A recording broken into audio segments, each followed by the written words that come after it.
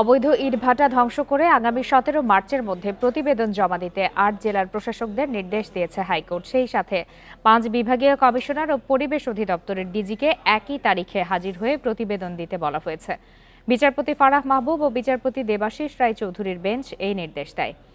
রিটকারী আইনজীবী মঞ্জিল মোর্শেদ জানান, এর মাধ্যমে তাদেরকে শেষবারের মতো সময় দেওয়া হলো। সকালে 8 জেলার ডিসিরা আদালতে হাজির হয়ে ব্যাখ্যা দেন, তবে তাতে সন্তুষ্ট হতে পারেনি আদালত। পরিবেশ রক্ষায় প্রশাসন ব্যর্থ উল্লেখ করে কঠোরভাবে আইন প্রয়োগের তাগিদ দেয় হাইকোর্ট।